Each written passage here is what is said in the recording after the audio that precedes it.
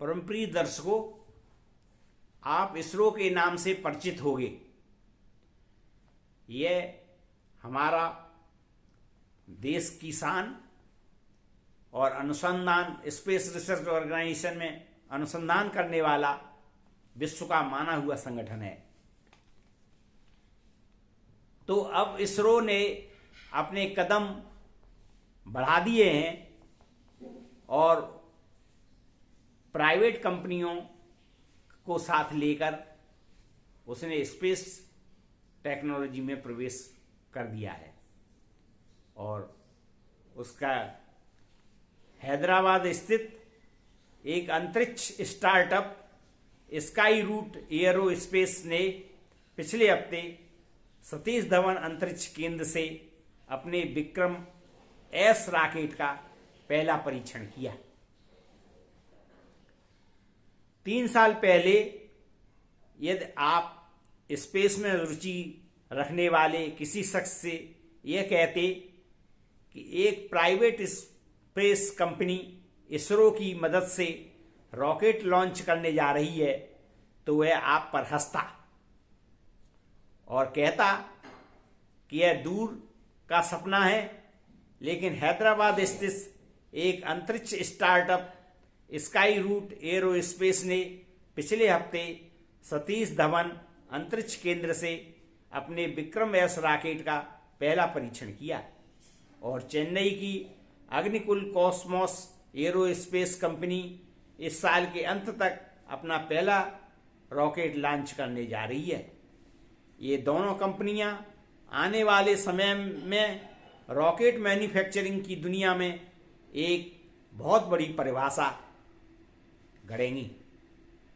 Sky root और अग्निकुल देश में रॉकेट लॉन्चिंग की क्षमता बढ़ाने के अवसर खोलेंगी। फिलहाल इसरो हर साल 10 से कम रॉकेट लॉन्च करता है। भारत को हर साल 2.5 अंकों में रॉकेट लॉन्च करने चाहिए ताकि कॉमर्शियल और सरकारी पेलोड को ऑर्बिट में भेजने के मामले में बराबर के देशों के साथ प्रतिस्पर्धा कर सकें।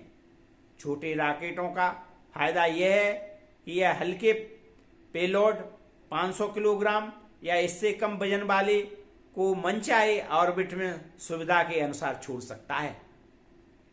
यही नहीं, छोटे लॉन्च व्हीकल की उत्पादन क्षमता समय और जरूरत के हिसाब से बढ़ाने में ज़्यादा दिक्कत नहीं आती और इसे जल्दी जल्दी लॉन्च भी किया जा सकता है।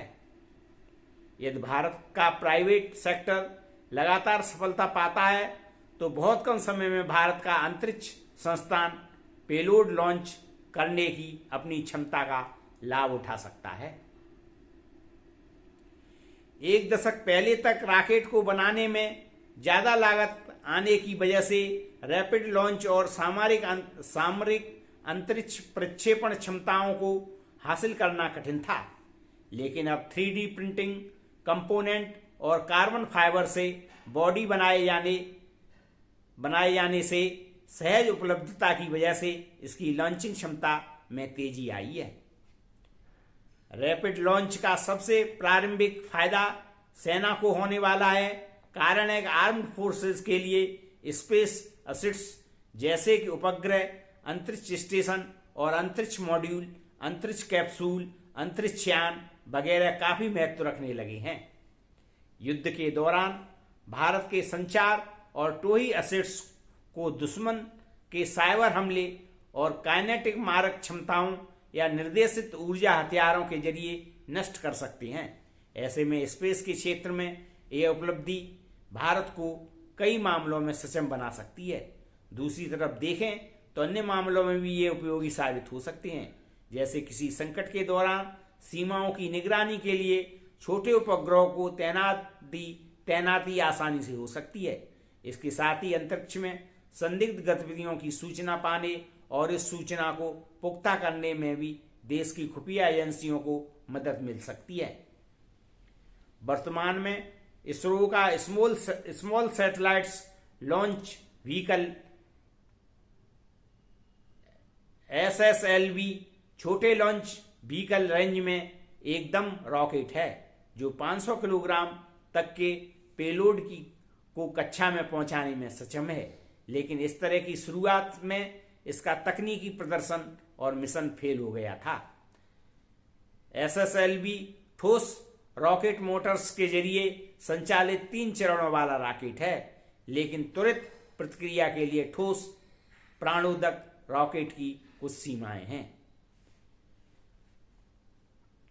अतः मेरे परम प्रिय दर्शकों, साइंस के बारे में और इसरो के बारे में, इसरो टेक्नोलॉजी और प्राइवेट कंपनियों का उससे जुड़ाव पर मैंने कुछ विचार प्रकट किए। अतः आप उस विचारों को लाइक करें और सब्सक्राइब करें। धन्यवाद।